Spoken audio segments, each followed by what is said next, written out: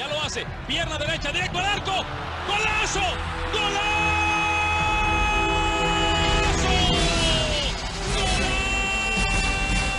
The world of football with a soccer perspective. This is Soccer Today with Duane, Rollins and Kevin Laramee, live on the Sports Podcasting Network. Good day, good night, and welcome to Soccer Today for Thursday, November 9th, 2017, to talk about a big day in the history of the Montreal Impact Club. Yesterday, their fifth coach was named. Lloyd Barker writes for the Gazette about the club, former Impact legend as well. Lloyd, good morning. Good morning, good morning. Good to be here, guys. Lloyd, I guess the way to jump in is real easy. Your thoughts on the hire? Well, it's I mean, I don't think you could find a negative spin on the hire. Let's be honest. I mean, it's certainly in comparison to the previous managers, the four that preceded him.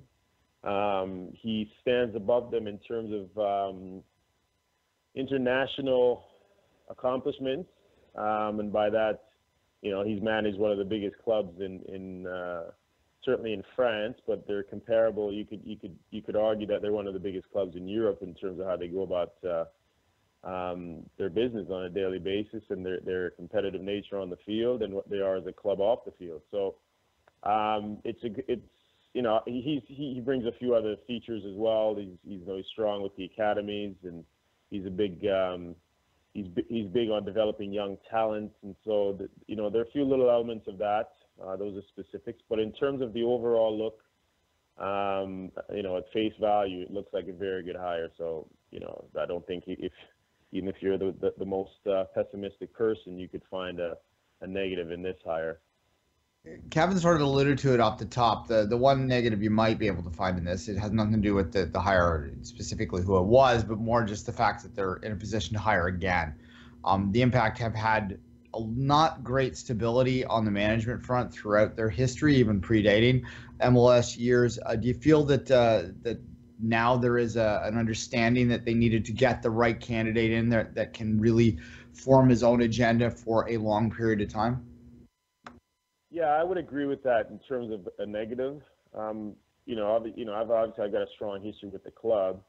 I myself played under a bunch of different managers for the club over the years. Yeah, the fifth manager in 6 MLS seasons is not a good look, and it goes even further. I think it's 9. I figured it's 9 in 17 years or something like that since 15 years rather, since the rebirth of the club in 2012. Not 2012, in 2002. That's when the Saputos took over. It came back into the fold of the club.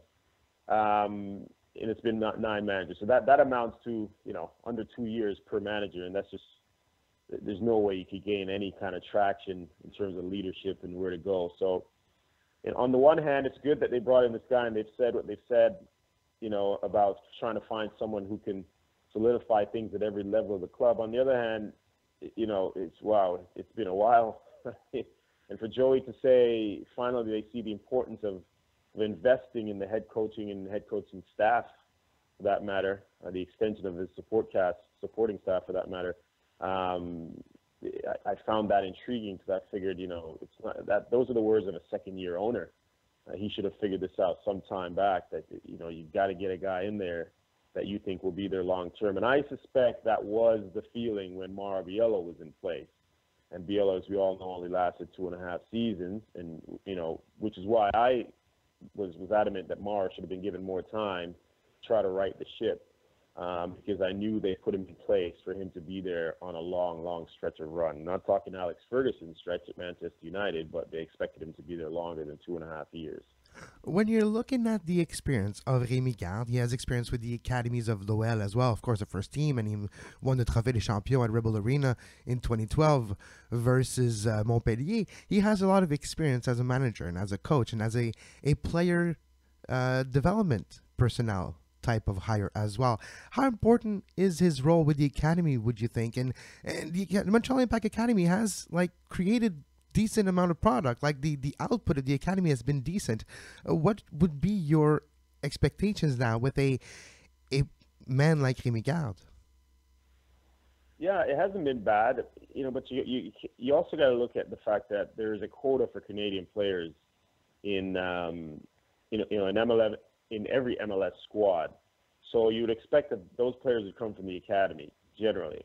You're not going to go to someone else's academy and pluck their players and put on your first team. So on the one hand, you can say that there's been success in the academy, but I would argue that I still don't see a regular first team academy graduate in the Impact's first team at the moment. And Tabla looks like he may be that one guy that potentially push into the team and stay in there regularly.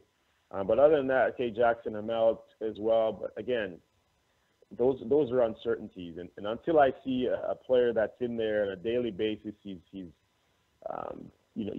he's going to be in the 11 every day. I won't go as far as to say it's been successful. Now that said, this guy Remy Gard has a track record of at least contributing to the success of the academies and developing young players that they go on to big things. I mean, he's got players like Azette.